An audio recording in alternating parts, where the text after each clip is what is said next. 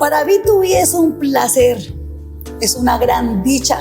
Se me ancha el corazón, la sangre, la emoción de saber que me acompaña uno de los más grandes y por qué no decir el único, que nos ha dado tantas victorias, tantas glorias, tanta felicidad. Don Bernardo Tovar Ante, muchísimas gracias por estar con nosotros. Usted no sabe la emoción que nos da tenerlo en nuestra revista, en nuestra primera edición, y ante todo porque vamos a aprender muchísimo de toda una experiencia que usted trae y que tenemos que aprovechárnosla y aprender. Muchísimas gracias, Liliana, muy amable por haberme tenido en cuenta. Estas son de las cosas que nosotros los deportistas de este país agradecemos inmensamente, porque sin demeritar lo de muchísimas otras personas, lo que ha hecho un grupo de deportistas de Colombia por este país en el exterior es una cosa de admirar. Con las uñas, con las uñas. En Colombia no existe el profesionalismo que hay en Europa, que hay en el Asia, que hay en los Estados Unidos o en Canadá. Nosotros acá nos toca con las uñas trabajar, y sin embargo así hay una cantidad de deportistas en Colombia que van y se parten el pecho por allá por sacar su país adelante. Nuestro tricolor. Sí. Bueno, yo creo que yo me voy a quedar tan corta porque prefiero más bien que usted mismo nos lo cuente, nos participe. Campeón del mundo, récord mundial, fue en México. 14 medallas Copa del Mundo, 3 finales olímpicas, campeón panamericano, suramericano, centroamericano, bolivariano. Me quedé corta, por favor. A ver, Liliana, mi vida es una vida un poco larguita. Lo permitió mi deporte, gracias a Dios. Es un deporte donde a los 30 años no soy un anciano. Es un deporte en donde me permite a mí, como al caso mío, llegar hasta los 50 años. Y como decía mi señora, comenzar en los 50 años se comienza la juventud de la vejez. Y cuando llegué yo a los 50 años y me había retirado, lo bonito de esa época fue voltearme a mirar hacia atrás y dije, carajo, se lograron hacer cosas buenas. Y eso es una satisfacción impresionante. No hay dinero, no hay reconocimiento de los amigos. Y eso lo llena uno de nostalgia. Pero se hizo bien la cosa, se hizo bien la tarea. Qué hermoso. Iniciábamos nosotros hablando de que este legado, este conocimiento, su experiencia la queremos seguir transmitiendo. Usted nace en Popayán. Sí. Por allá como que en un abril. En enero. En enero de 1951. Uy, ayer. Sí, ayer. Pero por adopción Cali. Sí. Y usted nace en una familia, obviamente, y en esos tiempos, que no era nada fácil. ¿De cuántos hijos? Cuéntanos desde esa infancia. ¿Cuántos fueron? ¿Cómo era su papá? ¿Cómo era su mamá en ese momento? Rico poder recordar, porque es que nos vamos a dar un camino por una historia que nos va a llevar ahorita ya en este presente. Bueno, sí, es una historia, a ver, como la de muchísimos colombianos. Yo nazco el 5 de enero de 1951, una familia conformada por don Bernardo Tovar Paredes y doña Cecilia Eugenia Ante Cerón. Mi padre venía de una extracción campesina, toda su vida dedicada a la vida del abuelo Gabriel, dedicada al campo. Era un ganadero, un agricultor de esas épocas. Yo me imagino de que por allá de 1890. ¿El portero es suyo? Sí, eso. Mi padre es por cuestiones del ambiente en que él se levanta, a mi padre le gustó muchísimo la cacería, le gustaba la pesca. conoció a una mujer que, según a mí me contaba con el tiempo, mamá, cuando ya papá faltó, me contaba ella que dice que un hombre muy, muy querido, muy lambón, digámoslo así, con ella, se daba al suegro, se daba a la suegra. No, uy, esa qué hermosura, es el caballero que necesitamos todas. Con el tiempo, mamá me cuenta, cuando ya se destapó tu papá, mi papá era la embarrada, pero era un loco bueno, era un loco.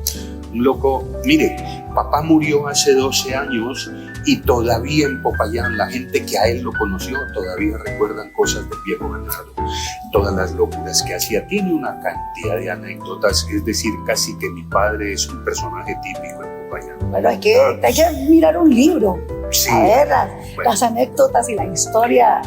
Nazco yo el 5 de enero del 51, mamá, una mujer dedicada, como eran las señoras de ese entonces, dedicada a la crianza de sus hijos.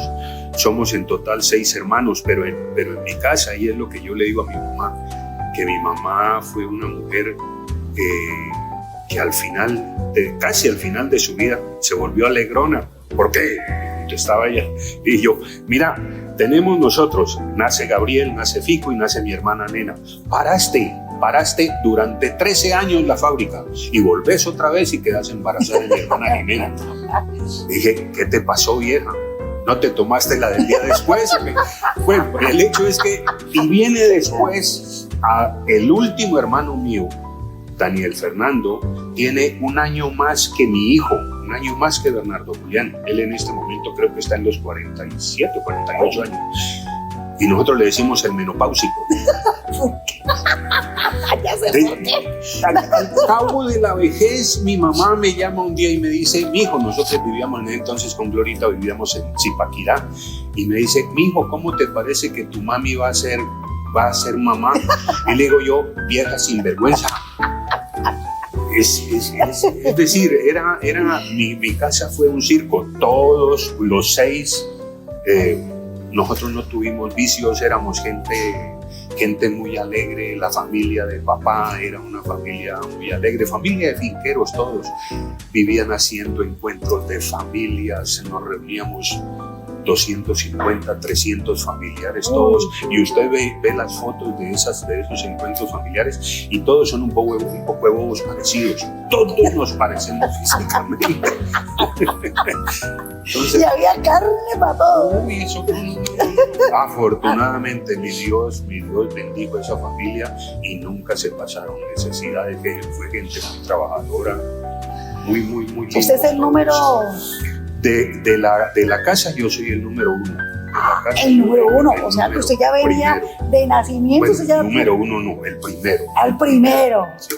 Ah, bueno, y ya traía usted esa señal de que iba a ser el primero también en nuestra Colombia. Eso fue un reto que yo me puse muy muchacho. Cuando yo estaba en el bachillerato, yo estuve en el Liceo Nacional, después eso se llamó el Liceo Alejandro de Humboldt. A mí era un colegio donde patrocinaban mucho, o impulsaban mucho el deporte.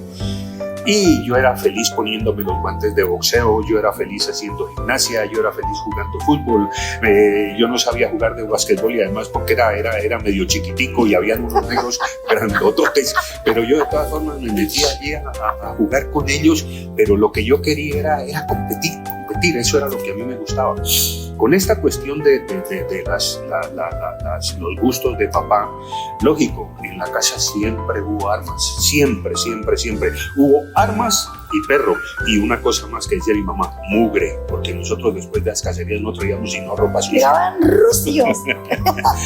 Entonces, con esta cuestión de las armas, yo me fui entusiasmando y yo le copié a mi papá. Mi papá fue quien me enseñó a mí a disparar, me enseñó normas de seguridad, bueno, a todos mis hermanos. En mi casa nunca, gracias a mi Dios, nunca hubo un accidente por armas de fuego, por faltos de conocimiento. Los accidentes que de pronto hubo, 2 accidentes con armas de fuego, fue por por la terquedad mía de estar con esos aparatos, viendo cómo era que funcionaban, cómo era, bueno, usted era el armerillo. Y en algún momento, no, ojalá yo hubiera sido eso, no, era un inquieto, como decía papá, carajo, mocoso, deja de estar metiendo las manos donde no te han llamado. Y un buen día tuve un accidente y me pegué se me revienta una escopeta y me pega en la parte superior del ojo derecho. Yo ya en ese momento estaba comenzando a competir. Cuando me pasa a mí este accidente, a mí me preocupó muchísimo. Y me preocupó no el hecho de haberme golpeado con ese aparato, me preocupaba el hecho de que mi ojo se iba a perder para lo que yo lo necesitaba. A mí me traen aquí a Cali, aquí me operó un doctor Asís, el doctor Asís Miraj, creo que se llamaba él. Me operan. Con el tiempo él dijo, no va a quedar la visión 100%, con el tiempo él va a lograr mejorar un poquito porque es muy muchacho todavía, en ese momento tenía 19 años tal vez. Pero de todas formas, las ganas de yo hacer mis cosas, entonces aprendí a disparar por el ojo izquierdo. Me volví zurdo y seguí yo mi preparación. Con el tiempo tuve la fortuna, cierto, de cumplir el doctor Asís lo que él dijo, la visión él la recupera, casi que al 100%, pero la va a recuperar. Y cuando yo recupero mi visión, yo ya estaba haciendo competencia. Ajá. Ya estaba yo haciendo competencia. Se vienen los años 1974, los Juegos Nacionales de Pereira. El Cauca nunca había ganado una medalla de oro, nunca en la historia deportiva del Cauca. El primer bobito que ganó una medalla en el inquieto fui yo. Vamos nosotros a Pereira, yo clasifico para ir allá en una modalidad que a mí me fascinaba, era una modalidad entre otras cosas inventada aquí en Colombia, la inventaron en Armero, el Armero anterior, ese Armero. El que nos desapareció. Bueno, sí. Ajá. En Armero inventan esta modalidad y se llamaba el Blanco Móvil 25 metros y era una modalidad copiando la modalidad que en ese entonces disparaba nuestro medallista Helmut Bellinger. Esta modalidad la hicieron con el fin de promocionar más la gente hacia la modalidad del campeón olímpico. En Colombia todos queríamos ser como Helmut. Muchísimos muchachos comenzaron a hacer tiro en esa época buscando cómo emular a Helmut. Inventan esta modalidad llega al Cauca, casi que coincide con la fundación de un club que después fue muy famoso en Colombia, el Club Los Patojos de Popayán, y comenzamos a entrenar. Se presentan las eliminatorias, tuve la gran fortuna de clasificar y nos vamos para Pereira a representar a nuestro departamento, un departamento que siempre, pues sí, desfilaba entre los primeros por orden alfabético. Cauca, entonces con la CEDIS pues, desfilamos nosotros de sexto, séptimo. Nadie nos paraba bolas a nosotros. Tuve la gran fortuna de poner marca nacional, de ganarle en ese momento a un magnífico tirador llamado Hernando Barrientos, un antioqueño. Él es un hombre, hoy en día debe estar más o menos en mi edad, debe estar en los 72, 73 años. Magnífico tirador, un excelente competidor, gran persona, no de esos hombres a quienes les fastidia que otros les pisen los talones, no, este era un hombre muy abierto, muy comunicativo, de esos que dan consejos a los otros para que logren salir adelante.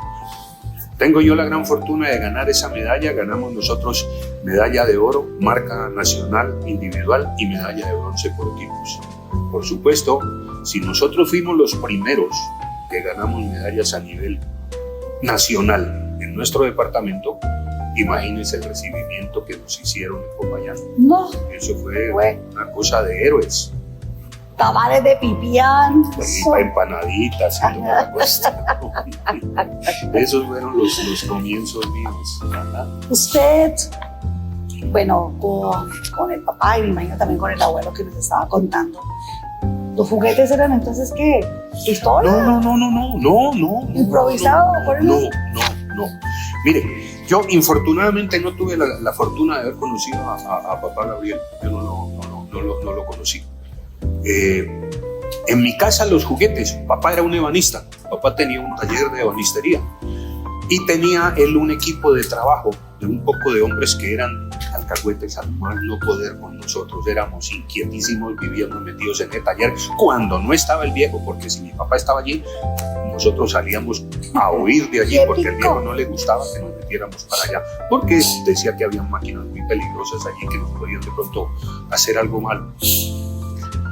Pero los juguetes nuestros los fabricábamos allí, porque en ese entonces no había el plástico. Ajá. En ese entonces no habían... yo recuerdo un juguete que nos regala a nosotros papá en un diciembre, teniendo yo como unos 5 años. No se me puede olvidar la marca del triciclo, un triciclo marca Fervedo, metálico. Eso pesaba, ese burro, impresionante. Pero ese fue el juguete que nos regalaron a nosotros, traído de otras partes, hecho, ese triciclo, creo que eso era, yo no sé, eso era traído del exterior. Y los juguetes que nosotros teníamos eran juguetes hechos allí en el taller. Nosotros veíamos cómo el señor que manejaba el torno, cómo era que hacía, y los sábados por la tarde, que en la casa no trabajaba nadie, o el domingo, que el taller estaba cerrado, nos bajábamos con mis hermanos. Como yo era el mayor, yo era el que manejaba la gubi, el formón, la cosa, y aprendimos a tornear. Y allí hacíamos valeros, hacíamos yoyos, y les vendíamos a los amigos, ¿no? Hacíamos patinetas hechas con palineras, y esos eran nuestros juguetes. Pistolas, me imagino que no, pistolas no. Las armas nosotros las manejábamos siempre en presencia de papá y en un sitio seguro. Nosotros no podíamos tocar una escopeta, un rifle en la casa, porque nos ganábamos una coriza. En ese entonces no era que nos fueran a dañar ¿cómo era? Derechos humanos, y le van a hallar su libre personalidad. No, en ese entonces sí. Ese cuero que lo... ¿Qué? Ay, Dios mío. Que lo trenzaba. Sí, ese cuero trenzado, un cuero que crudo. Lo mojaban y lo colocaban al sol para terminado en dos zancas, le llamaban los viejos, y eso se mantenía colgadito en un sitio y uno pasaba por allí y con eso era que nos enderezaron a nosotros.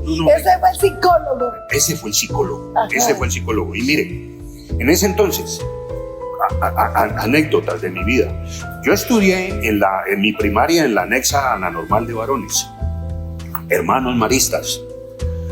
En ese entonces los profesores tenían la autorización de nuestros padres: si se maneja mal, corríjalo.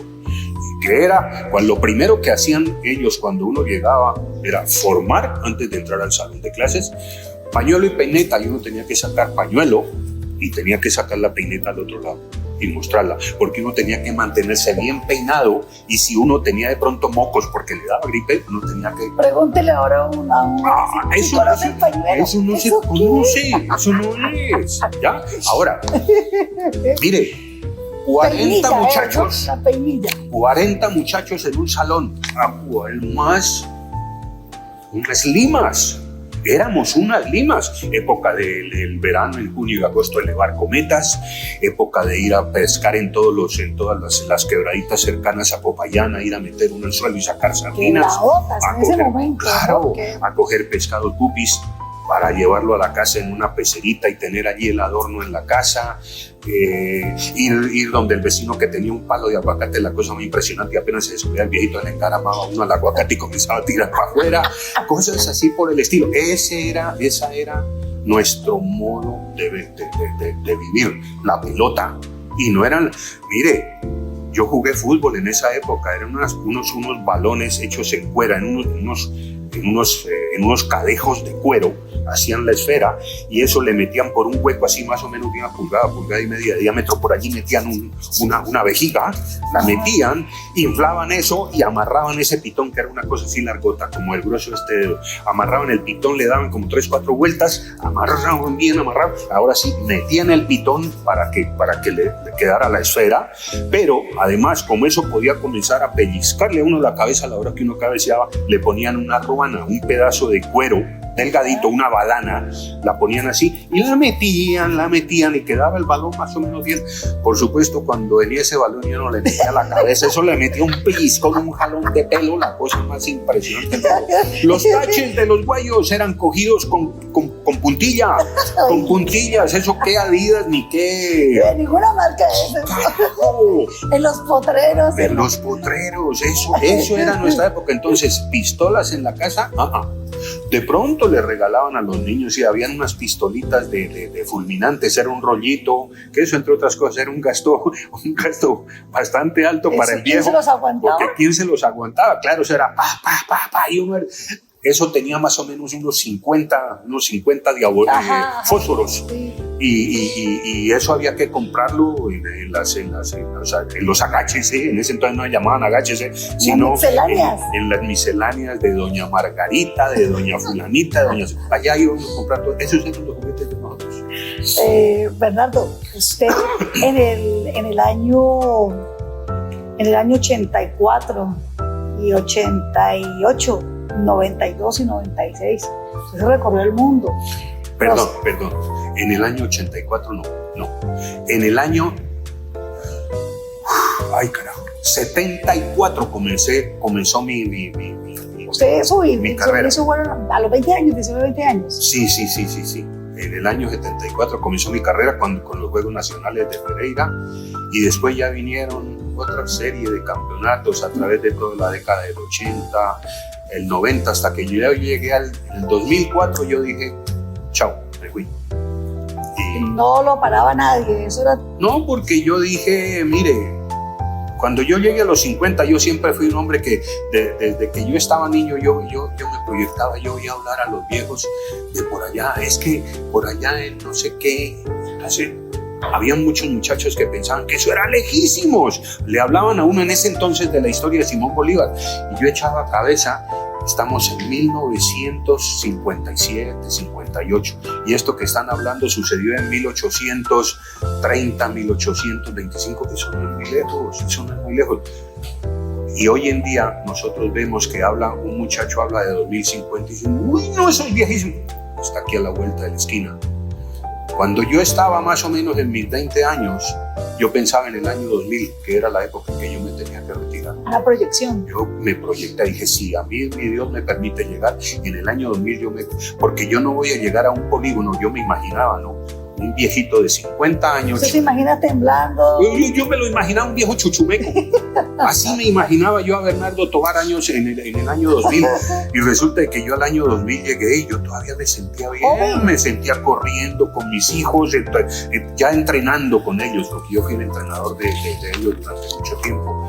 Y con una muchachada detrás de mí corriendo, haciendo una cantidad de locuras. Yo dije, no, yo todavía soy joven, entonces me remitía yo para allá. El tiempo pasa y uno no se da cuenta que otros.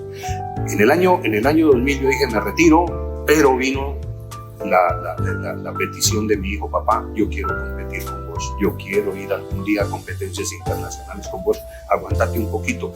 Y él, listo, hijo, me aguanté 4 años más, pudimos ir a El Salvador a los Juegos Centroamericanos, fuimos campeones centroamericanos con él, fue campeones nacionales. Espéreme que yo ahorita le voy a preguntar por el Junior y también por su hija. Por Natalia. ¿En qué año usted nos regala a nosotros, a Colombia, porque usted ya le había llevado triunfos al Cauca y obviamente ya empezó a hacer, incluso por el mismo Valle, porque no ha sido fácil este deporte? Y bueno, que si no ha sido fácil ahora, pues en esta época menos. ¿Cuándo que nos recuerde y nos refresque la memoria? Que dicen y recuerdo que hace muchísimos años, también como usted dice, pasaron campeón olímpico Bernardo Tovar. Esa es la noticia que yo tengo y por eso le comentaba pues al inicio. Qué chévere. ¿Y eso qué es? ¿Cómo así que ese deporte? ¿Y no que eso es muy peligroso? ¿En qué año? ¿Cómo fue? Cuéntenos esa anécdota. Mire, esa es una cosa y de pronto yo quiero contestar a su pregunta haciendo una que se podría, ¿cómo la puedo llamar? Pidiendo que por favor estos gobiernos que tenemos nosotros, que no piensen que el deporte No es que el deporte del tiro no es eso, no es un deporte. Esto es un deporte olímpico, un deporte constituido por cartas magnas. En todo el mundo se realiza el tiro olímpico, campeonatos del mundo, juegos continentales como son los europeos, los asiáticos, los panamericanos, campeonatos bolivarianos, campeonatos suramericanos. Esto es un deporte. ¿Qué es lo que sucede? Gravísimo error lo que han cometido en este país. Meter nuestras armas, y cuando yo hablo de armas, yo puedo hablar también de las armas de la esgrima.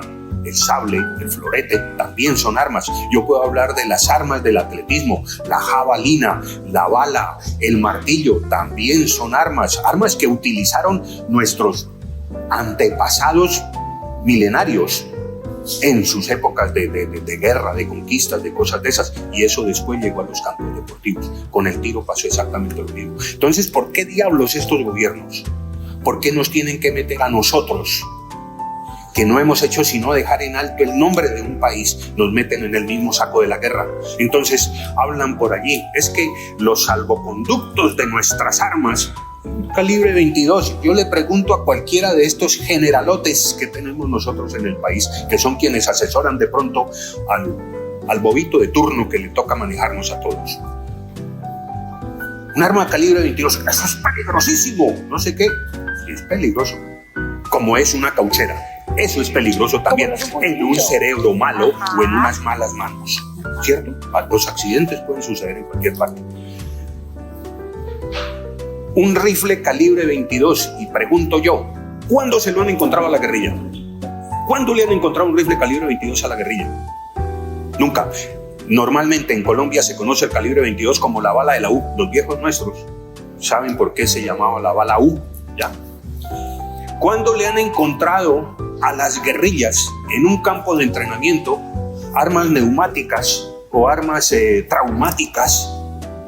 Y resulta que hoy hombre, el arco, ¿para qué lo tenían nuestros abuelos indígenas? Porque esa es otra cosa que a nosotros nos gusta rasparnos ese pedazo. Nosotros venimos de allá, de este poco de indiecitos con taparrabos. De allá venimos nosotros. ¿Y el arco para qué lo usaban? Para ir a pescar trucha, salmón, cosas de estas, para cazar un venado, para cazar una bagua, para cazar, lo de llevar a la casa. Y de pronto venía un ataque de unos loquitos de por allá y ya había que defenderse. Se defendían hasta con la cacerola de la estufa. ¿Sí o no? Bueno, entonces, ¿por qué esa pendejada? ¿Ya? Ese sería el paréntesis que me pone un poquito largo, pero es necesario hacerlo, porque perdónenme lo que voy a decir yo, la célebre frase de nuestros viejos: estamos capando la puerca al revés. Bien, estamos capando la puerca al revés. Radio popular, pero nos toca ser reales con ellos. Sí. Cuando usted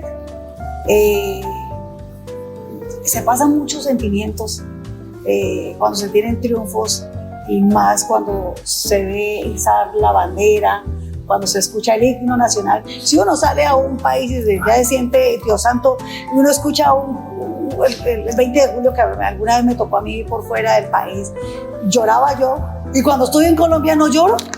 Entonces, ¿qué sentimiento se le pasaban a usted en ese momento? Un sentimiento, lo primero, un sentimiento de envidia de la buena. Yo envidio a los gringos. Sí. No por su dinero, no por su potencia económica y militar, no, por ese patriotismo tan berraco.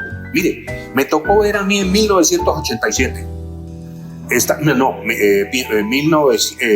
Atlanta, 1996. Íbamos con Glorita, mi señora, íbamos por una calle. Ya nosotros estábamos haciendo los días de entrenamiento para la competencia mía, y estábamos nosotros, nos habían dado ese día permiso los delegados de Colombia de ir al comercio, y estábamos nosotros por allá cuando de pronto nosotros vemos que todo se paralizó, todo el mundo en silencio, y comenzó de pronto a sonar el himno nacional de los Estados Unidos. Gentes en sus carros frenaban, abrían la puerta y se bajaban y ponían la mano en el corazón. Todo el mundo quieto. Y yo le digo a Gloria: mamá, ¿qué pasó? Me dice ella: una medalla de Estados Unidos, otra medalla de Estados Unidos. Por Dios, eso a mí me da envidia. Eso a mí me da envidia.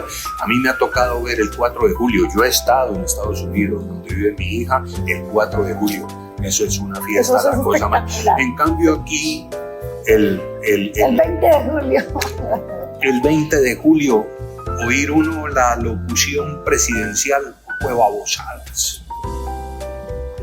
Pero no nos infunden, y es lo que yo digo y lo que yo añoro.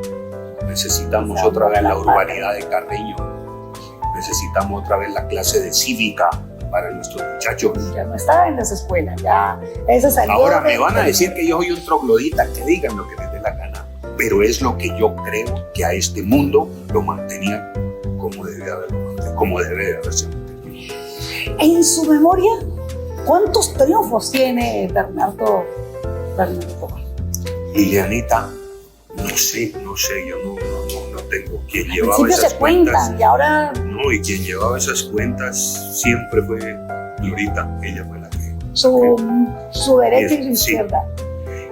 Ella llevaba la cuenta mía y la cuenta de los hijos, pero yo no sé cuántas. Las más relevantes, y gracias a que Grillo, mi hijo, Grillo tiene una memoria de elefante, ese gran carajo. Y él es el que vive. De pronto yo en estos días veía creo que fue a ti que te mandó él una... Eso es un chisme. Yo sabía que después me iban a aclarar el chisme. En todo caso, yo me quedo acá, uno, y este gran carajo, ¿de dónde diablos es que saca tantos? Él está por allá en la Quinta Porra, en este momento está con su hermana, y sin embargo ella se acuerda. Yo digo, bueno, está bien aquí, de pronto, a ver, sí, eso fue en tal época, no sé qué, pero yo tengo aquí el físico que me está diciendo sí, pero ese gran carajo todo lo tiene acá en su computadora. Entonces, por Dios, entonces yo no me acuerdo exactamente qué. Los más relevantes, los que más me golpearon a mí, primero, la medalla de Pereira, la primera medalla que yo gano en mi vida. ¿La conserva aún? Sí, en mi casa hay un medallero que eso lo hizo ella con todas mis medallas, mis trofeos. La otra fue Juegos Centroamericanos y del Caribe en el año Medellín, año 78, agosto del 78. También una medalla muy luchada no en el campo deportivo, sino luchada con la parte ese sacrificio administrativa, esa cosa que infortunadamente tienen que los deportistas de Colombia, porque somos los únicos a quienes nos toca estar peleando con el Estado para que haya un poco de apoyo para el deporte. Porque es que aquí el deporte es un gasto. El deporte es un gasto y lo están diciendo. Cuando el deporte es una inversión, como es la inversión en la educación, como es la inversión en la salud pública. El deporte es salud, y eso es cierto. Esa medalla la recuerdo mucho porque en esa ocasión trajeron a un entrenador, bueno, era un entrenador entre comillas, porque él no había entrenado nunca con nosotros, nunca. Lo trajeron aquí porque él necesitaba, había un libro que se llamaba El tiro con pistola, escrito por el señor Cismillo, un rumano, y él vino, lo trajo la federación, pero a promocionar su libro, no a entrenar con nosotros. Y pretendieron, porque siempre hay, cuando se escogen las selecciones nacionales para Juegos, Comité Olímpico Colombiano, y en ese entonces Coldeportes estaban metidos allí en medio, exigiendo que haya un entrenador, que haya un preparador físico, una cantidad de cosas que son lógicas y son normales. Resulta de que Colombia no tenía entrenador. Nombrémoslo. Punto. Allí. Entonces, este hombre, que no sabía ni siquiera quién era Bernardo Tovar, no sabía de mi trayectoria, no sabía absolutamente nada, recomendó que no podía yo ir en el equipo, a pesar de que en las últimas, en todos los chequeos finales y en las eliminatorias, yo pasé encabezando la preselección. Todas las marcas mínimas que estaba exigiendo la federación, yo las cumplí, y las cumplí no a ras, no a penitas, sino que yo las pasaba bien por encima. Nosotros salimos de la concentración, yo me voy golpeado, dije, nunca más vuelvo a competir, se acabó esta joda. Llegué yo a mi casa y mamá, mi esposa, me dice, ¿cómo le fue, amor? mal. ¿Cómo así que mal? Pues usted estaba disparando muy bien. Le digo, no, los resultados muy buenos, pero allá hay un sinvergüenza, un genio de esos que a veces aparece, que dice que yo no puedo ir en el equipo, que soy el emergente. Nunca más vuelvo a disparar. Y me dice mi mujer, mijo, tranquilo, no se preocupe. Y no me habló más del tema, sacó toda la ropa, comenzó a lavar la ropa sucia del campeonato, uniformes, todas las cosas. Bueno, 8 días después, nosotros teníamos un lapso entre este punto en donde cortaron para sacar a la gente a sus casas y ya venían los juegos, había más o menos un mes. En ese mes, y gracias a un gran amigo mío del tiro, que era la persona con quien yo más era su partner, el partner mío, Popayanejo también, Alfredo González. Payanes. Sí. Ese loco era muy... Ya él era campeón bolivariano, había ganado en Panamá hacía 4 años, y me dijo, no te preocupes, Bernardo, yo voy a hablar con Guillermo Martínez. Guillermo Martínez era el gerente de la federación en el momento, y ellos eran muy amigos, muy amigos. Entonces dijo, déjame, yo hablo con Guillermo y les voy a ver, no te van a regalar nada, usted lo ganaste. Cuando sí, señor, yo dejé de entrenar y yo me dediqué a otras cosas. Que sacó la piedra. Sí, me sacó la piedra, la cosa. Cuando llega un día Alfredo a la casa, Bernardo, alista la maleta. ¿Qué pasó? Me vuelven a llamar de la federación y me voy. Lógico, yo me fui contento porque pues yo iba a representar a mi país, gobierno de López Miquelsen, me acuerdo. Iba a representar yo a mi país, pero yo iba con una espina, con una aguja que yo no me la podía quitar ni por poder. Y yo dije, yo a estos sinvergüenzas, yo tengo que demostrarles quién soy yo. Esa adrenalina y eso. Llegué yo allá y comienzan la competencia. Los cubanos eran los chachos del momento. Los cubanos eran los que manejaban y eran los que en el tiro eran la potencia. Llegamos nosotros allí, marca centroamericana y del Caribe, muy lejos de la marca que tenían los cubanos.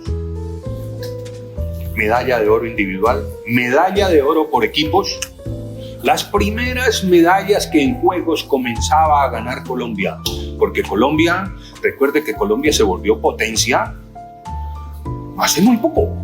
A nivel panamericano fue hace muy poco. En centroamericano nosotros íbamos y sí, se ganaban 2, 3, 4 medallitas, ¿ya? Pero en ese entonces, la época del Kid Pambelé, la época de Rodrigo Rocky Valdés, la época de Maravilla Gamboa, de Marino Klinker en la selección nacional, en esa época Colombia íbamos, y como decía el doctor Pacho Maturana, ¿no? Perder es ganar un poco. Sí, nosotros perdíamos y ganábamos un poquitico, ¿ya? A nosotros quienes nos enseñaron a ganar en Colombia fue el Kid Pambelé, el pibe Valderrama, bueno, qué sé yo, el otro boxeador de Montería, que fue tan bueno, el chiquitico este. Ellos, uno los veía y eran unos Happy Lora, unos berracos que tenían una incumbia, la cosa más impresionante. Entonces, claro, uno veía eso y uno decía, yo quiero ser como él. Y eran nuestros modelos, ¿ya? Eso fue esa, y después la de Moscú, que también fue otra bien sufrida esa medalla. Uy, qué cosa. Eso fue los sudor rusos, usted. Cuéntenos un poquitico. Esos hijuemadres me hicieron sudar a mí un poquito, pero no en el campo deportivo tampoco. ¿De la piedra? ¿Otra vez? Me hicieron una jugada con mis armas, la cosa más asquerosa del mundo. Que es uno de los impases hartísimos. Hartos, eso. Y la otra, la de 1992, cuando los Juegos de Barcelona. Ay, nuestro famoso narcotráfico. Mi madre, los apostadores. Yo acababa de hacer una marca en los Juegos Preolímpicos de Barcelona. Yo acababa de ganar la medalla de plata en una modalidad que era muy complicado meterse en medio de los asiáticos y de los europeos en la pistola libre. Puse yo marca suramericana y marca nacional. Pero mi equipaje lo sabotearon porque los apostadores, y las apuestas de este tipo de personajes, pues ya se imagina usted cómo son, ¿no? Y cómo eran en esa época. Porque cuando yo necesito como clase emergente mostrar mi plata, no mi inteligencia, sino mi plata, entonces yo hago cosas inverosímiles. Entonces, los apostadores, quién sabe cuántos millones de dólares apostaban a que yo ganaba y otros a que yo no ganaba. Mi equipaje fue saboteado y me tocó competir con armas prestadas en Barcelona. Entonces, pues, fueron como los 4 lunares que yo tuve en mi vida deportiva. Pero que lo dejaron muy bien alto y que usted fue me formaron el carácter. Me decían, yo era una frase que yo me repetía mucho, ¿no? Porque pues siempre en ese entonces, el popayanejo, aquí en Cali el popayanejo era como el provinciano, ¿no? El provinciano, el huevetas. Y yo dije, no, aquí hay que posicionarse y hay que llegar a ser, ¿qué carajo? Y ya después, entonces ya no era el popayanejo, sino el patojo. Y el patojo es una cosa muy cariñosa nuestra, que siempre le dijeron, no a nosotros, a nuestra generación, sino 4 o 5 generaciones atrás de nosotros, eran patojos por las liguas y por qué otra cosa, otro bicho que había, bueno. Bueno, y para muchas personas que no conocen, la nigua es un bichito muy conocido también en Caldas y tiene una canción, ¿no? Como pícala. Esa es nuestra música campesina. Sí. Además, porque soy hija de músico y los serenos llegaban a la casa, entonces a mí me encantaba la canción. No, nunca conocí la nigua, pero sí escuchaba la canción, hombre. A mí me cayeron niguas. ¿Sí? En una pesquería, y me tocó amanecer por allá con un primo mío, nos tocó amanecer en el monte porque nos cogió una noche en esa montaña y nos perdimos. Entonces amanecimos en la montaña cuando como a los 3 días me comenzó una piquiña en los dedos, pero una piquiña fastidiosa y sabrosita.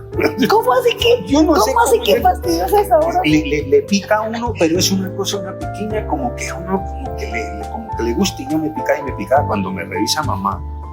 Y yo la veo que ella se va y consigue una espina de naranjo. Ajá, la puntita y con eso se agarró hasta que la sacó. Dicen estaba metida metida allí en medio de la uña.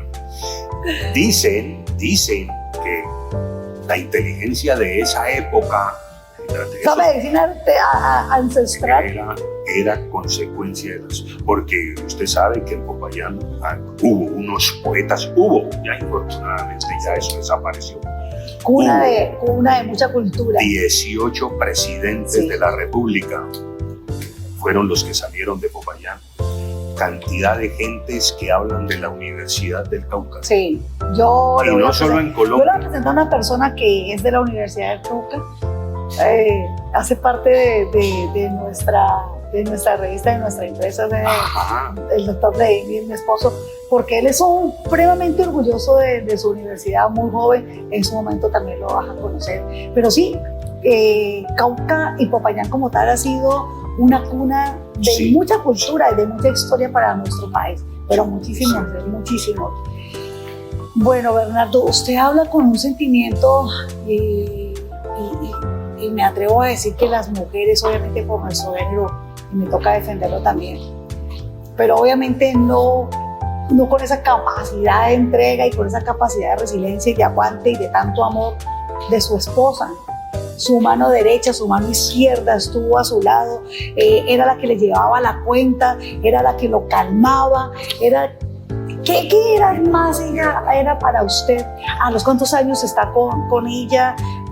Vamos a meternos un poco ya en la familia, pero qué bonito hacerle un reconocimiento a la mujer que está al lado, no adelante ni atrás, sino al lado de un campeón, al lado de su varón que lo dignifica, que lo apoya y ante todo que lo calma, porque esa pólvora de genio no ha sido como muy fácil.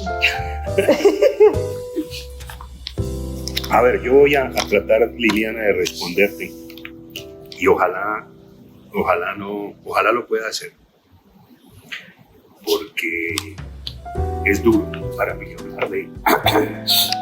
hablar de ella. Gloria fue para mí el polvo a tierra. Yo a ella la conozco cuando tenía ella más o menos unos 15 años. Una pipiolita, la cosa más linda del mundo, con un capulito, con una faldita. ¿Y por qué la conozco yo? Resulta de que mi suegro, don Raúl Prado, era un oficial de la policía, de esos tipos, ¡uy! ¡Jue madre! Aquí. Un primo mío era el pretendiente de la hermana mayor de Gloria, Fabiola, otra mocosa muy bonita también.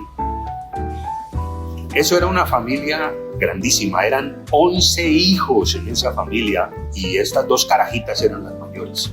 Entonces, lógico, mi primo no podía arrimar a la casa sino cuando a mi suegro lo nombraban. A mi suegro lo vivían nombrando alcalde militar en los distintos pueblos del Cauca, donde habían todos los problemas de la violencia de esa época. Estoy hablando yo del año 1970, un poquito antes tal vez, cuando había esa violencia tan horrible de los partidos liberales y conservadores. Entonces le tocaba al papá Raúl, mi suegro, le tocaba que lo mandaba el gobierno allá, vaya y solucione ese chicharrón que se ha formado allá.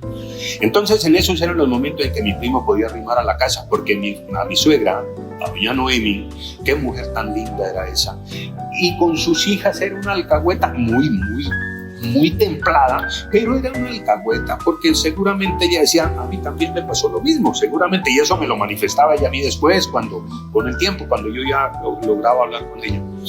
Entonces mi primo no podía arrimar cuando estaba y coincidencialmente no podía arrimar en los cumpleaños, en las cosas que tenía que celebrar la novia, ¿cierto? Porque el papá estaba allí, porque el papá iba para la celebración de su hija, para la cuestión. Entonces me decía, Bernardo, hazme un favor, llévamele este regalo allá que a vos no te conocen, entonces vos andá y se lo entregas. Entonces yo era el que le llevaba los regalos a mi primo Darío. ¿Usted le hacía la segunda? Yo le hacía la segunda a él y yo llegaba. En la primera vez que yo voy en esa, ¿cómo se llama eso? La función de ¿qué? De ¿cómo será que le llama? Eso le tienen un nombre. Bueno, yo iba allá como mensajero y sale esta mocosa a sus órdenes, ¿no? Pero toda templada, a sus órdenes, pequeño. Hazme un favor, es que mi primo le manda esto a Violita. Ah, bueno, listo, gracias. Y recibió más antipática. Ajá. Bueno, de esas cosas que yo comencé a mandarle saludos a ella con mi primo. Saludarme, ¿cómo es que se llama ella? No, que ella se llama Gloria. Ah, bueno, salúdame a Glorita. Entonces comenzó a llevarle cada que se podía ver con ella. Ve, mi primo, o sea, usted le llevaba los mensajes. Y él me llevaba saludos. Resulta de que yo dejo de ver a Gloria un poco porque yo no era mi primo era más de la calle, digámoslo así. Ese gran carajo llegaba del colegio y ese salía a visitar a una novia, a otra, y como el papá le prestaba el carro, pues entonces él andaba. Era el chacho, sí. En cambio yo no, yo era más de llegar a mi casa, ponerme mi pantaloneta y mis tenis y salir a jugar fútbol o a correr, a hacer atletismo. Yo era más deportista. Pero con el tiempo, mi Dios, que es tan grande, salido yo del bachillerato en el liceo, en el año 71, yo dije, miércoles, ¿qué hago? Yo pensaba hacer una carrera, pero en casa los recursos hacían falta y nosotros habían de allí para abajo, habían 5 más, que todos estaban estudiando. Bueno, de esas cosas que alguien me dijo, váyase a Carvajal y compañía, que están necesitando personal para la planta que están montando en Popayán. Me fui yo y presenté mi hoja de vida. Me acuerdo que me la recibió una gran amiga mía después de eso, Carmencita Fernández. Me recibe la hoja de vida, me dijo, listo Bernardo, no hay ningún problema, está muy buena. Esto lo estudia el psicólogo, el jefe de personal, no sé qué, ya lo llamaremos, preciso me llaman. Bueno, yo me fui. Yo le digo una cosa, el día que a mí me dan esa noticia, yo me puse contento, pero no me puse feliz, me puse contento. Primera vez que yo iba a trabajar en mi vida. Siempre había sido papi, necesito. Bueno, resulta de que entro yo a Carvajal, me nombran como supervisor de planta. Comencé yo pues a aprender de los viejos que habían allí. Me acuerdo que me le pegué a coger experiencia. Me le acomodé yo al lado a un señor, Arnulfo Skinner, él es de aquí de Cali, uno de esos trabajadores incansables, un viejo con una filosofía de vida sin tener muchísima preparación intelectual, pero con una filosofía de vida impresionante. Entonces con él yo hablaba mucho y él siempre me explicaba con ejemplos y eso a mí se me quedó. Yo siempre busco el ejemplo, cómo puedo relacionar un burro con un cristiano o cómo puedo relacionar el trabajo de un mico en una trampa. Bueno, busco para que me entiendan, ¿ya? Este señor, parece ser que yo le caí bien, se encariñó conmigo y él me recomienda con el gerente de ese entonces ahí en la planta, porque se presentó un problema gravísimo en una planta que estaba tratando Carvajal de montar en ese momento. Eran unas velas decorativas que eso se exportaba únicamente para Alemania y para Estados Unidos. Era una cosa delicadísima. No pudieron con esa planta el ingeniero civil que tenían allí. Entonces este señor, el gerente, don Aurelio Grueso, me llama y me dice: Bernardo, venga, que necesito de usted un favor, y me lleva allá a esa planta. Reúne un poco de muchachas, como 25, 30 muchachitas allí. Yo, un pelotudo, en ese momento yo tenía, año 71, yo tenía 20 años de edad. Yo no había tenido la primera novia, porque les recuerdo una cosa, en mi época, uno tenía que pedir permiso en la casa para salir. A mí me entregaron llave de mi casa cuando yo cumplí 18 años y en ese entonces la mayoría se cumplía a los 21. A los 18 años, mi mamá fue la que intercedió para que mi papá accediera a que a mí se me diera una llave. Era el único que yo tenía llave de la casa. Era el mayor. El mayor. Bueno, cuando yo llego allá yo no había tenido mi primera novia, porque la primera fiesta a la que a mí mi mamá me dio el permiso de salir, yo tenía 19 años para ir a un baile de 15 de una vecinita por allí en la casa. En ese entonces era así, y uno las cosas las cumplía a rajatabla, y uno no vivía criticando: ¡ay, es que están dañando la formación de mi personalidad! No, qué carajo. Yo decía: listo, mamá, usted tiene la razón y punto. ¿Ya? Es lo que usted diga. Lo que digo usted, y uno respetaba. Si no, sí ya sabe lo que va. La ley de la chancleta. Bueno, el hecho es que yo voy allá. El señor, yo no sé qué tanto dijo de mí, si eran cosas buenas o malas, no sé qué tanto dijo en la presentación de que yo era el nuevo jefe de esa sección. ¿Por qué? Porque yo vi entre esas 20 o 25 muchachas, vi una cachetona, la cosa más hermosa, y yo me agarré a mirarla. Yo no había tenido novia. En mi vida yo no había tenido novia. Yo me quedé prendado de esa muchachita, y yo la miraba, y este señor hable y hable. Pues tan fue de hecho esto, que cuando él dice: Bernardo, dígales algo a las niñas.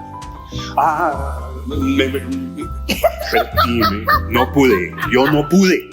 Bueno, qué carajo. Llego yo y pregunté a una de las niñas, le dije: ¿cómo se llama la niña? Ella se distinguía entre el grupo porque ella era una jefe de grupo. Ella tenía un uniforme, un delantal color rojo, mientras que las otras eran todas un delantal color blanco. Entonces le digo yo: la niña de delantal rojo, ¿cómo se llama? Y me dicen: ella es Gloria Prado. Bueno, Gloria Prado. Miércoles. Esta va a ser la mocosa que yo conocí hace 4 o 5 años. Ya no estaba tan mocosa. No rías, el mujer o no, que un era. pavito como bueno, resulta de que me le arrimo yo y cometo la torpeza yo de decirle, pues ella estaba en unos lockers, recuerdo mucho, cometo yo la torpeza de llegar y decirle: Glorita. Me dice: para usted soy Gloria. Ay, juepucha, pon una barrera. Bueno, yo no sabía cómo, una pelota como yo no tenía experiencia todavía con mujeres. Yo no sabía cómo diablos desbloquear esa parte. Y le digo yo: cuénteme una cosa y perdone, ¿usted no es hermana de Fabiolita Prado? Cuando yo le nombré a Fabiola Prado, pega un brinco esa muchacha y se quedó. ¿Usted quién es? ¿Por qué la conoce a mi hermana? No, bla, bla, bla, bla, bla. Cálmese, espérese. ¿Se acuerda usted de Darío Tobar? No sé qué. Ah, usted es el primo de Darío. Le dije, sí, no sé qué. Entonces ya cambió pues esa cara de revólver, ya la puso pues más amable. Y desde ese momento nos volvimos nosotros unos amigos impresionantes. A tal punto de que Gloria fue la madre de mis 2 hijos. Fue mi antena tierra, fue la persona que a mí me pudo haber, que hizo de mí lo que yo hoy en día soy. Una mujer espectacular, muy buena madre. Estos muchachos de la escuela, todos la recuerdan. Hay alguno por ahí que en algún momento comentó, doña Gloria a mí me enseñó las tablas de multiplicar, porque era muy niñito todavía y que doña Gloria le enseñó las tablas de multiplicar. Bueno, es decir, no hay sino gratos recuerdos de lo que fue ella. Infortunadamente, pues mi Dios me la quitó. Bueno. Pero lo acompañó muchísimos años, sí, y edificó. 47 años de mi vida los viví con ella. Bueno, en realidad más, fueron casi 50 desde que yo la conocí a ella. Ese fue su amor, y su amor eterno. Mi amor. Y obviamente ese también. Bueno, qué bueno. Yo me interpreto ahí, es que, a ver, a medida que estás hablando, se me ocurren muchas preguntas y ya quiero intervenir. La entrevista está pues corta por actuar. Si bien la situación en esos tiempos, digamos, para ti es una situación muy diferente, ¿cuánto usted decide decirle a su hija, cásase conmigo? ¿Cómo llega a...? Ay, eso fue una historia, vea, mijo. Voy a tratar de resumirla. A Gloria yo no me le podía arrimar en ese entonces porque yo tenía el maldito complejo ese de no saber manejar a las mujeres. Entonces yo la veía tan bonita y tan distante que yo cuando quería hablar a mí la lengua se me enrollaba. Y yo decidí ser simplemente su amigo, lógico, el que le dan en la papaya y el otro la aprovecha. Por allí apareció un pendejo. Aparece un pendejo a quien yo conocía y tuve la oportunidad en algún momento de decirle no a Gloria sino a su hermana. Ese tipo no le conviene a ella. Y lógico, yo sabía quién era, yo lo conocía. Bueno, el hecho es que ella se casa con ese pendejo. Opa. Se me casó el 23 de diciembre del año 73, miércoles. Y yo tenía por allí alguna muchachita también que era amiga y toda la vaina. Y le propuse yo matrimonio.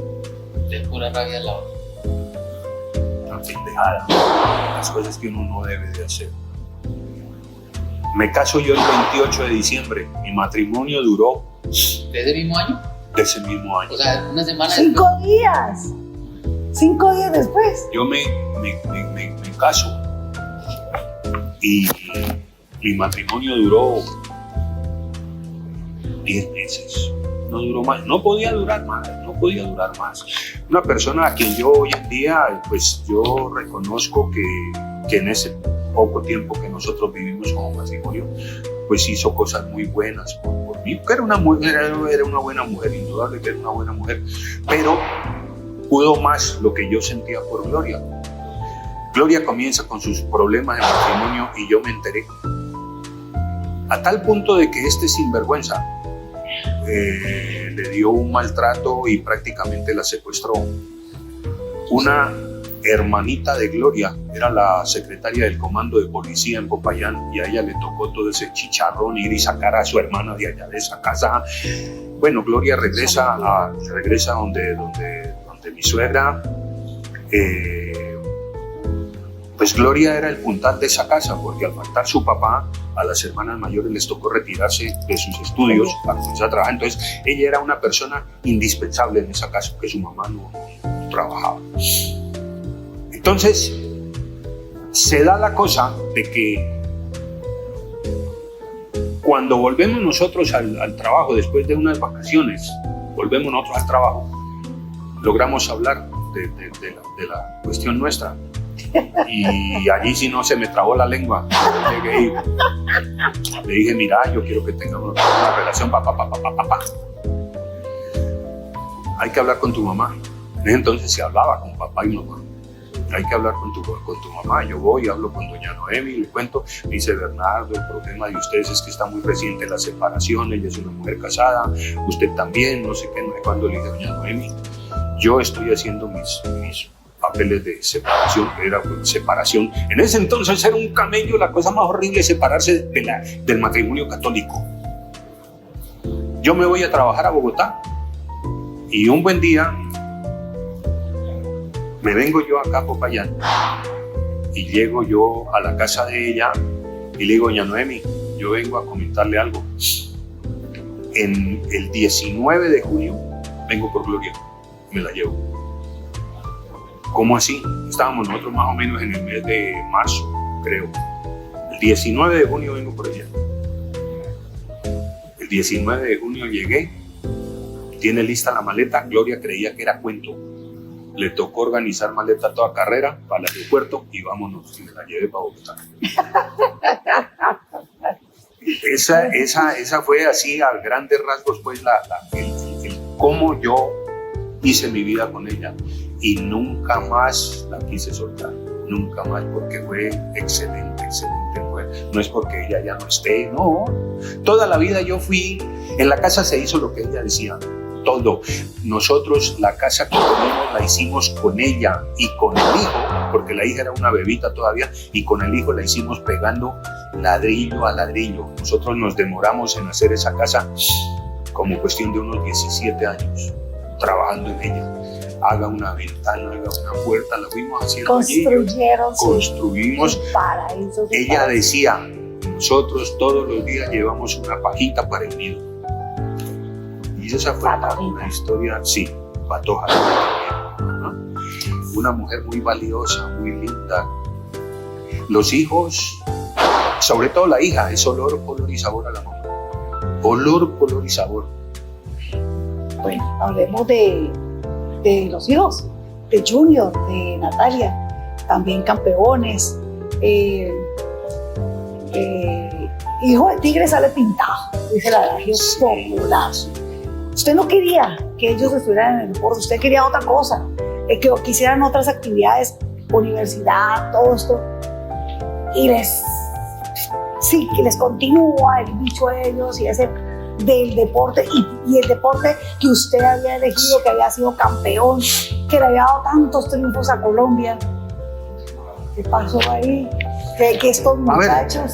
Sí, yo no quería que ellos hicieran tiro, pero por debajo de cuerda mamá, en un diciembre le regaló a Grillo un equipo, entre comillas, un equipo de tiro. Nosotros en ese entonces vivíamos en Medellín, yo era el entrenador de la selección Antioquia de tiro, y a Grillo le fascinaba el tiro de carabina, pero era, yo no sé lo que usted dice, olor, color y sabor. Este gran carajo, teniendo, en Medellín él tenía 6, 7 añitos de edad tal vez, había una niña, Glorita López, una preciosidad de muñeca, lo más bonita esa gran carajita, tenía ella como 15 años, y Grillo era Glorita para allá y Glorita para acá, y eso, no, se le veía que al muchachito le fascinaba esa niña, y entonces... Oiga, qué coincidencia, Bernardo Junior, Bernardo papá, Gloria mamá y Gloria la niña. Gloria López, él comienza a hacer tiro. Siendo un niño de 6 años, comenzó, papi, me tenés que enseñar a disparar, y yo tratando de frenarlo. La mamá le regaló una carabinita que compró en un almacén, le regaló una chaqueta parecida a la chaqueta que usaban los tiradores, le hizo una alfombra para que él se estirara allí como la alfombra que tenían los tiradores. Bueno, ella le alcahueteaba todo y el gran carajo se le fue metiendo, a pesar de que papá decía, no, mamá le decía, siga. Y más pudo la mamá. El hecho es que yo no quería que hicieran tiro mis hijos. ¿Por qué? Por una sencilla razón. Yo peleé tanto por los directivos, tanto. No era una pelea porque fuera conmigo la cosa. Personal, no, ¿verdad? Y era una pelea de grupo. Yo peleaba por todo el tiro colombiano, porque yo quería que el tiro fuera una cosa, porque yo veía la potencia de gente que había aquí. Y yo decía, carajo, nosotros podemos ganarles a los gringos, ganarles a quien nos pongan enfrente, nosotros les podemos ganar. Pero yo veía que ellos se casaban. En ese entonces, ¿con quién se casó la federación? Helmut Bellingham, Bernardo Tovar, Alfredo González, Alirio Maya. Éramos 5 o 6 personas a las que la federación creía que éramos los únicos, y resulta de que detrás había una cantidad de gente con unas condiciones impresionantes. Entonces yo no hacía sino pelear, y por eso yo no quería que mis hijos tuvieran este deporte. Yo quería que ellos tuvieran, por ejemplo, el ciclismo o el fútbol o cualquier otra cosa donde hay más gente y menos trabas como las que ya comenzábamos a sentir los tiradores de esa época. Trabas en cuanto a la adquisición de los implementos para poder hacer nuestro deporte. Pero con la mamá alcahueteando, pues se llega la época de Grillo comenzar. Estando él en el colegio Claret, lo metí yo en las escuelas del Deportivo Cali. Y el gran carajo ese le gustaba mucho el fútbol y era un mediocampista, pintaba como bien para el medio campo, y eso me lo decía a mí el entrenador. Pero el entrenador cometió una torpeza, y esa torpeza la cometió no con el muchacho, sino indirectamente con la mamá del muchacho. Ajá. En un determinado momento el entrenador, que son de las cosas ya hoy en día casi que no se ven esos casos, en ese entonces se veía mucho, porque ¿quién era el entrenador de fútbol? El entrenador de fútbol no daba la talla intelectual, ¿cierto? No tenían esa preparación que se tenía en las academias. Sí, la academia no existía. Entonces, este hombre llega y le dice un día, vea, usted tiene muchísimas condiciones, necesito que entrene más. Sí, profesor, y con su media lengua le dice, sí, profesor, pero es que yo estudio. No. O usted o estudia o hace deporte. Claro, Lillo viene y le dice, mamita, el entrenador me dijo esto. ¿Qué? ¿Cómo así? Ay. Se sale de eso. Se sale del equipo. Mamá es la que manda. Salió Grillo de allí. Entonces, ¿qué hicimos? Metimos a natación. Muy buen nadador el gran carajo ese. Pero, papi, yo quiero hacer tiro. ¿Cuándo cumplas 14 años? Yo creí que 14 años nunca iban a llegar. Yo veía eso lejos. Cuando cumplas 14 años, mocoso, nos vamos nosotros para Antioquia, y él siguió con su jodita. El tiro. De vez en cuando yo lo dejaba que hiciera un tiro. Cuando un buen día, jueves por la mañana, me acuerdo, estábamos nosotros con mamá, todavía estábamos en la cámara como las 5:30 de la mañana, cuando llega y me toca el hombro y me dice, papi, hoy cumplo 14 años. Buen madre. Me tocó comprarle la carabina y comienza este muchacho a entrenar. Pero entrenaba en una forma, era un caballo para entrenar, pues ya le dio, fue obsesión. Él, siendo juvenil, puso marca nacional juvenil de carabina, 3 posiciones, la modalidad más complicada que tiene el tiro. Es una modalidad que se dispara a 50 metros en un blanco que el 10 tiene 1 centímetro de diámetro. Puso 1100 puntos, me acuerdo, y 1100 puntos era una marca por encima aún de la marca nacional de mayores, siendo él un mocoso de 16 años, tal vez, una cosa así. Un tirador impresionante. Comenzó, él fue a varias copas del mundo, estuvo en Juegos Centroamericanos, él fue subcampeón suramericano en rifle. De pronto un día se lo llevan al ejército, se lo llevaron, el capitán que se lo llevó con una cantidad de engaños y cosas, porque yo no quería que él prestara servicio militar. Yo ya le tenía todo cuadrado aquí para que él prestara el servicio militar en la policía. Pero el capitancito llegó y le dijo, Bernardo, vos allá vas a tener toda la munición que necesites, vas a tener todo el tiempo de entrenamiento, allá te volvemos nosotros campeón. Seguramente él con muy buenas intenciones y tal vez pretendiendo, como él era el jefe de la unidad, que él iba a ser el que iba a dar las órdenes. ¿De qué? Llegó Bernardo Julián, se lo llevan para Bogotá, llega él al batallón y pues al principio se cumplió lo que este señor dijo, pero entonces comenzaron las cosas. Esos celos pendejos que son los que no han permitido que nuestras Fuerzas Armadas sean lo que son en el campo deportivo en otras naciones. ¿Y por qué? ¿y este es el hijo de qué general? ¿O este es el hijo de quién? Y no sé qué, y no sé cuándo, y comienzan los celos y las vainas, cambian al capitán. Llegó otro, para colmo de males, tirador también, y a quien Bernardo Julián lo había garroteado ya en varias oportunidades. Entonces llegó el otro a cortarle las alas al muchacho, se va para la fila y toda la cuestión. Él salió decepcionado de Fuerzas Armadas, salió decepcionado de allá, toda la cuestión esta. Y se nos viene el caso de Talita, una excelente patinadora, iba a ser patinadora de velocidad, a ella la entrenó Luz Mary Tristán. Gran amiga suya, ¿no? Sí, una gran amiga mía. Campeona también, Campeona mundial también en el año medalla. 90. Sí, en el año 90 y campeona panamericana en el año 87. Con ella ganamos las únicas 3 medallas de oro que ganó Colombia en los panamericanos. Lo ganó Luz Mary, ganó en patinaje, y yo que gané las 2 de tiro rápido, las 2 medallas de tiro rápido. Luz Mary entrena a Talita, a Natalia, mi hija, y me dice Luz Mary, esa niñita tiene unas condiciones, porque ella era una persona de mucha potencia, pero resulta que tuvo una lesión gravísima en el tendón de Aquiles, consecuencia de una mala dirección de un entrenador, tuvo una lesión. Bueno, el hecho es que en esa lesión tan larga se vienen los juegos departamentales de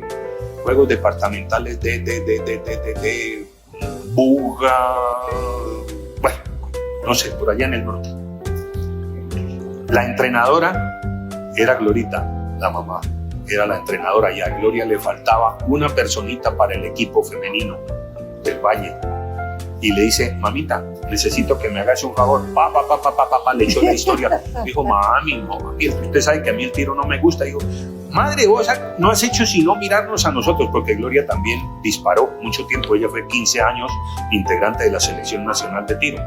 Dijo, vos nos has visto a nosotros toda la vida y has visto a tu hermano. Fácil. Entonces, ¿qué carajo? Vení, esto es fácil, no sé qué. Y saca a Gloria del equipo, que Gloria era tiradora activa todavía. Saca ella el equipo y se lo entrega. Le dice, mi amor, y si esto le gusta a usted, ese va a ser su equipo. Heredó.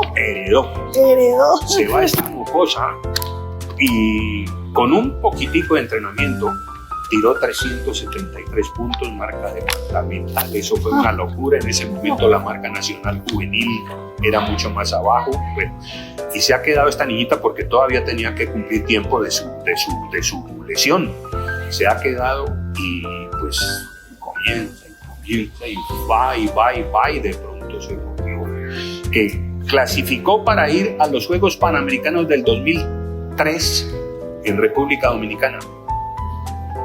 Siendo juvenil, llega esta mocosa allá y se mete en la final. Y en la final salió tercera, medallista de bronce en Juegos Panamericanos. Eso sí. Teniendo 15 años apenas. Eso sí, lo que se hereda no se hurta. No se eso hurta, ya eso de... Entonces, esa fue pues así. Ahora, ellos después siguieron. Grillo fue campeón suramericano, ha sido campeón por equipos, campeón centroamericano, estuvo en Tokio, hizo la marca mínima para ir a Tokio. La Tala también ha sido muy aguerrida. Ella, por cuestiones de la situación política de este país, nos tocó sacarla muy muchachita del país, porque en algún momento nos la iban a... No sé qué querían hacer conmigo, qué era la cosa, pero el hecho es que a la niña se la iban a robar, se la iban a secuestrar. Entonces ella se va muy niñita, se fue a estudiar a España, ya había terminado el bachillerato, estuvo en la Universidad de Comillas, hizo 1 o 2 semestres allá de ciencia política.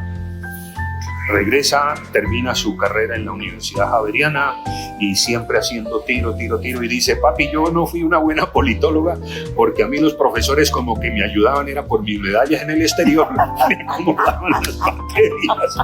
Y ella no quiso ejercer su profesión nunca, dijo no.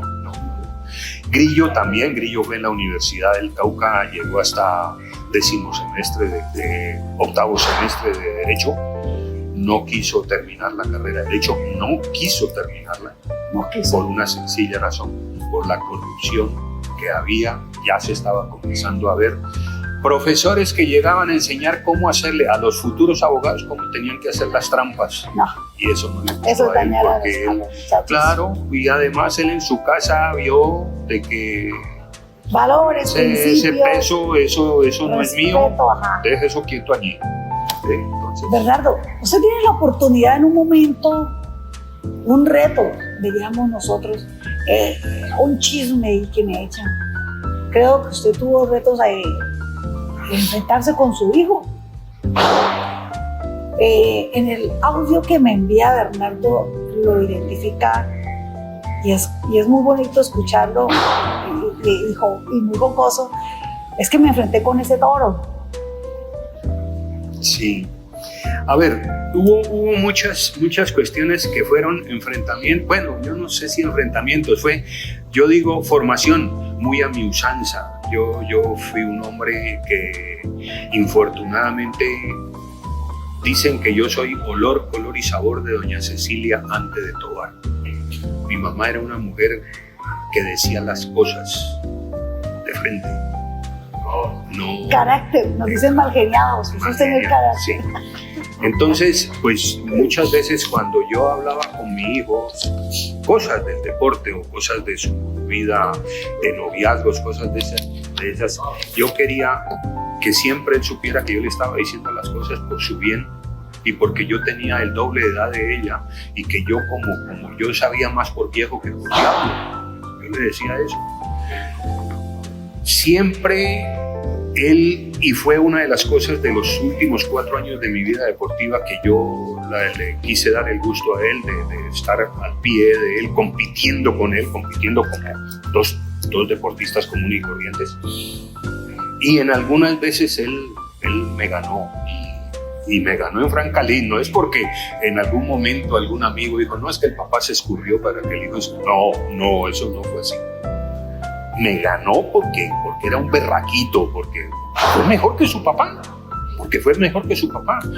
Y si usted conociera en algún momento, hay unos videos de Bernardo Julián haciendo unas cosas que yo en mi vida las pude hacer. Un tiro. Este grandísimo carajo tiene un video por allí en donde tiene en el empeine del zapato, tiene un plato de arcilla, un plato de los de tirar con escopeta.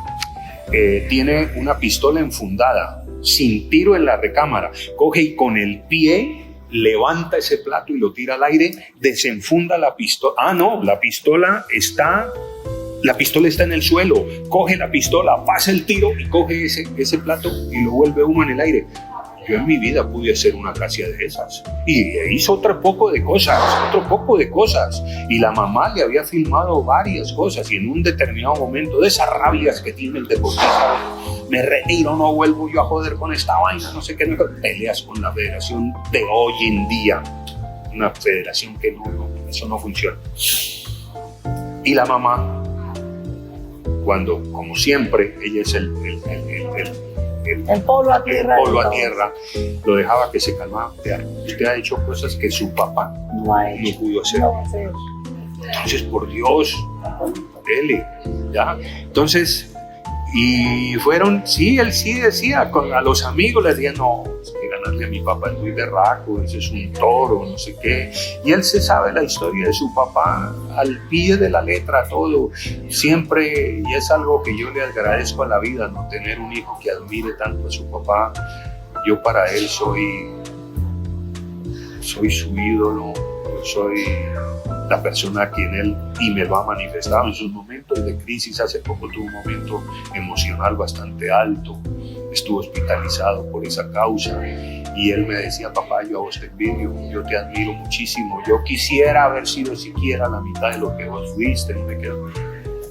Son cosas que a uno, eso personalmente que acabo de mencionar, a mí me golpeó mucho en ese momento, pero a la vez me da una satisfacción de que mi hijo tenga esa imagen de su papá, porque yo tengo amigos de mi infancia que dicen, mi papá fue un viejo tal cual.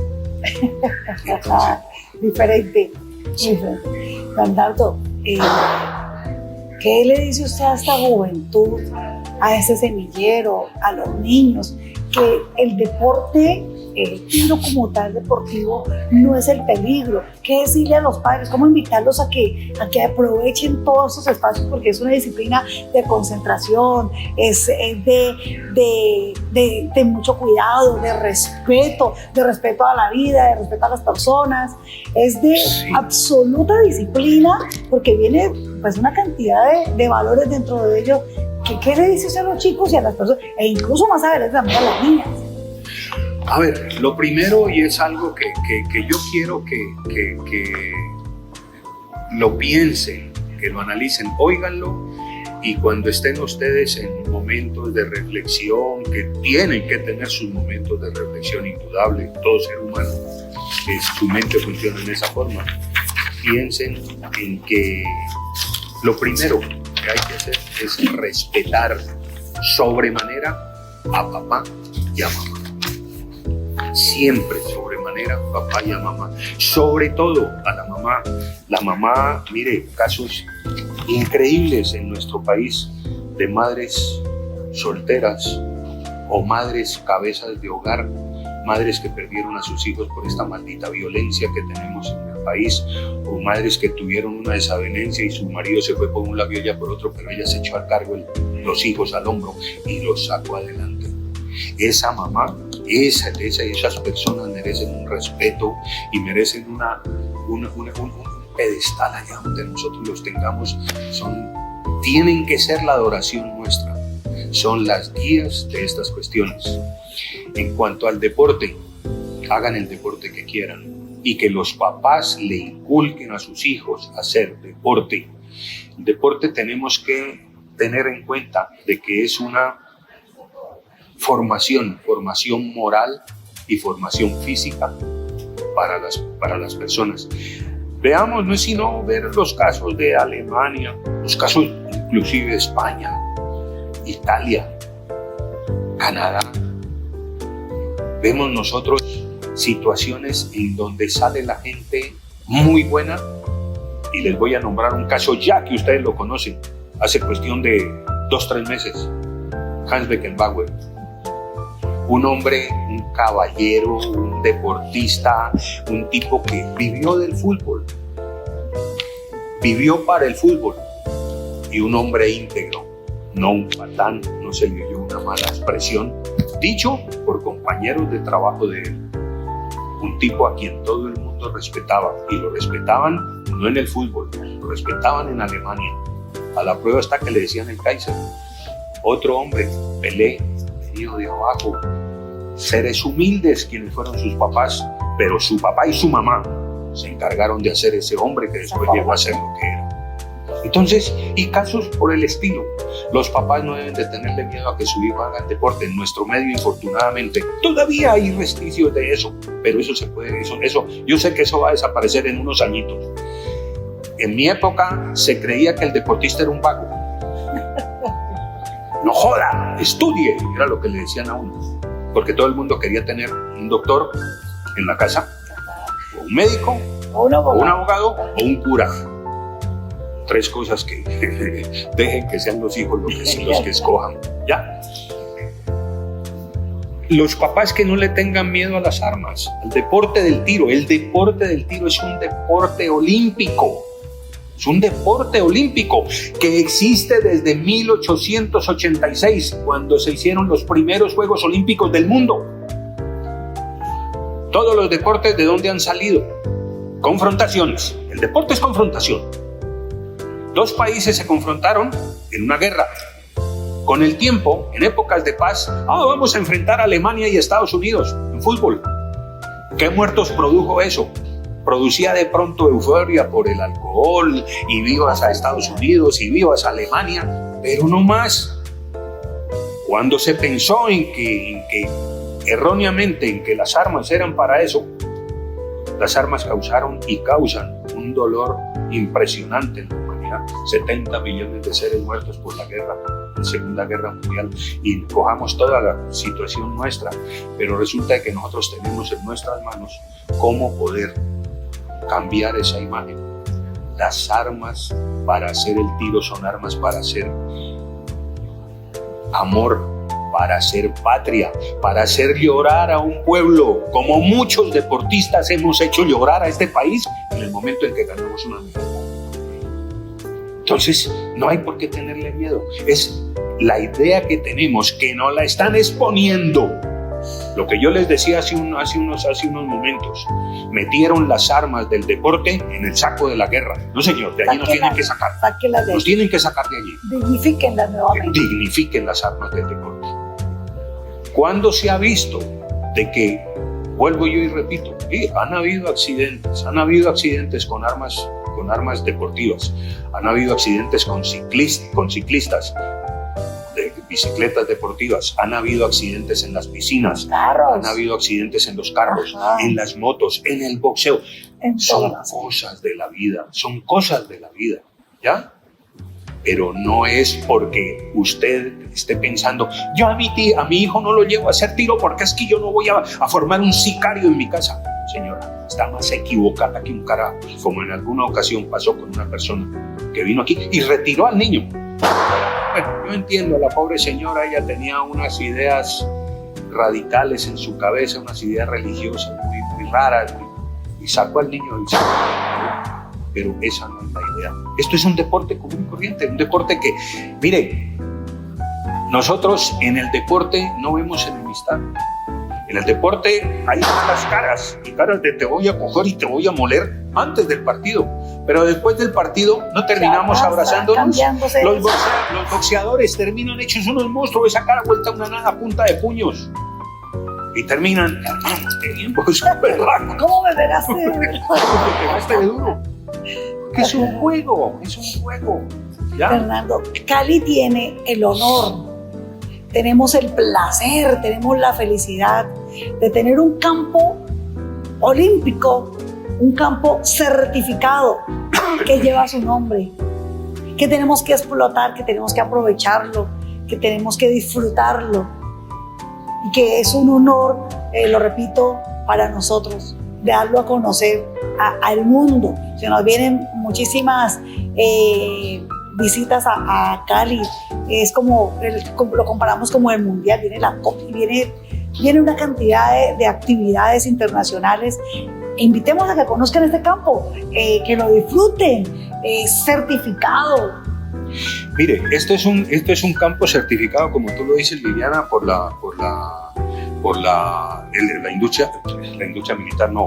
el Ministerio de la Defensa, el Departamento de Control Comercio de Armas y Municiones. Esto es un sitio con todas las de la ley, tiene toda la reglamentación y es un campo certificado por la ISSF, que es la International Sport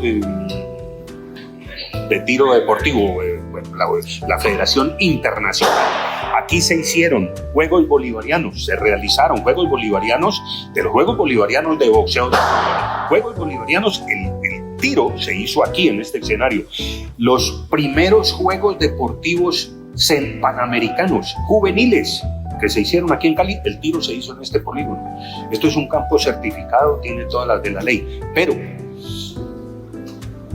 si bien es cierto todo lo que tú dices, lo que acabas tú de decir iniciando esta parte, todo eso es 100% cierto, si necesitamos nosotros de un empujón por parte del gobierno nacional y del gobierno departamental. El gobierno departamental nos ha dado mucho la mano en la gobernación de Clara Luz Roldán, ahora en la gobernación de la señora Dilian Francisca.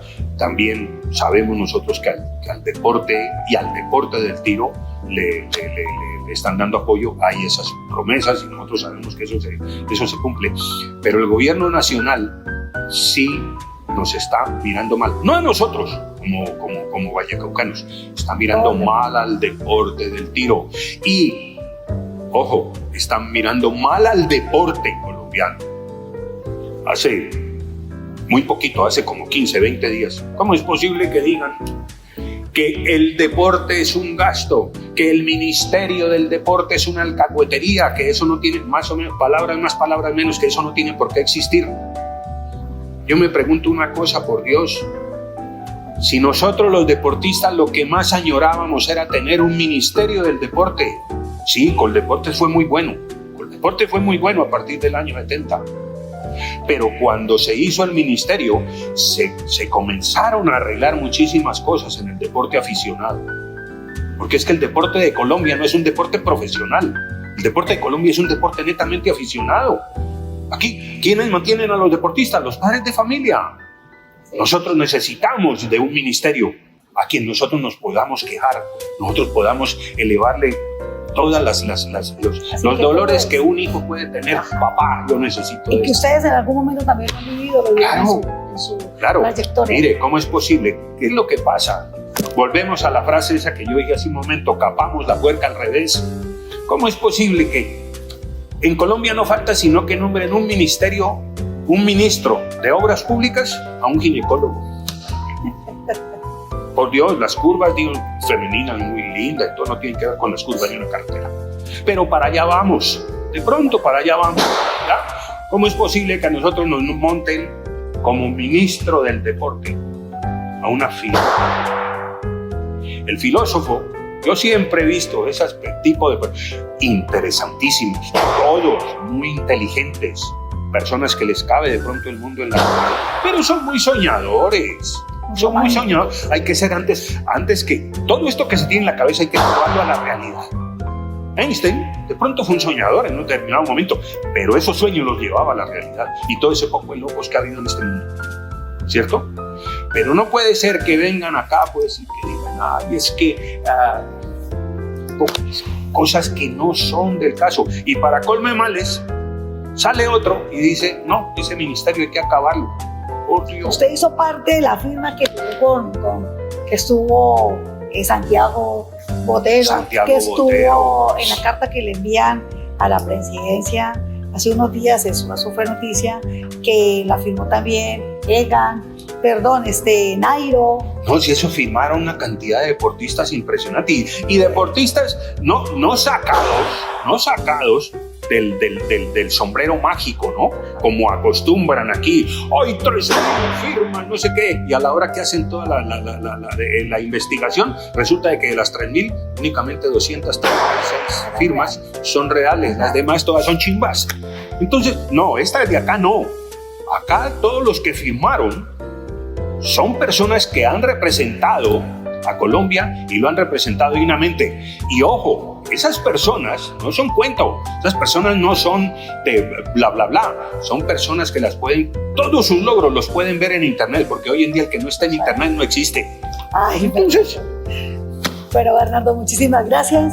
Mire, usted nos deja una gran enseñanza, y es que de lo infinitamente malo, de la necesidad, de esas resiliencia, está lo infinitamente bueno, esa capacidad de seguir creciendo, de seguir dándole, de seguir creyendo en nuestro país con todas las vicisitudes que hemos tenido y que seguiremos teniendo en ella, pero que usted sigue con esa emoción y ese corazón lleno de colores, ese amarillo, rojo y el amarillo azul y el de nuestra bandera, y lo sigue entregando y derramando por eso.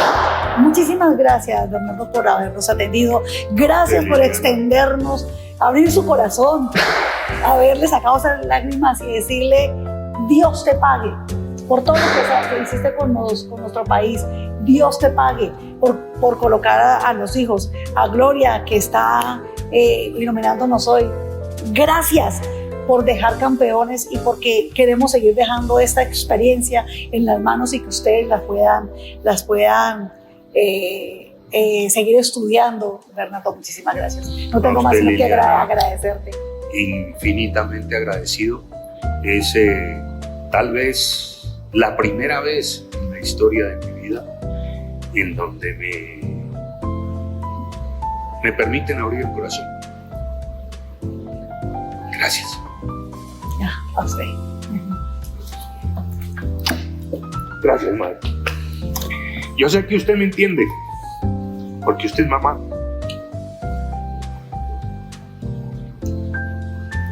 Yo como quisiera que Gloria estuviera aquí.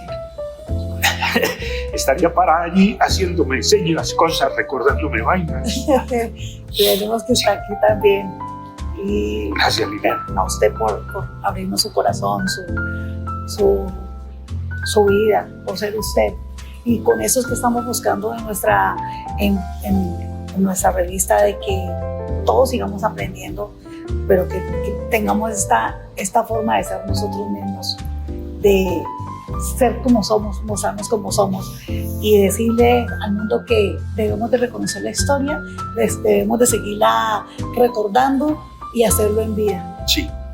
Hacerlo en vida. A nosotros los colombianos nos hace falta una cosa: creer en nosotros, no en los otros que nos quieren manejar. Mire, este país es tan grande, tan grande, tan grande, que se lo están robando desde 1492 y todavía hay para robar.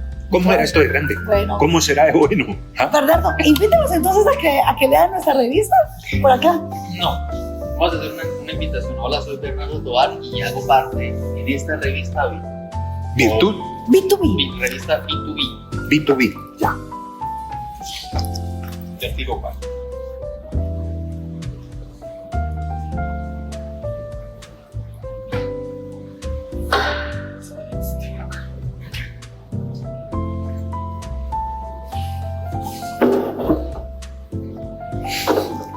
Tres, dos, uno. Mi nombre es Bernardo Tovar Ante, fui deportista de Colombia y hoy en día tengo la gran fortuna y el orgullo de ser B2B.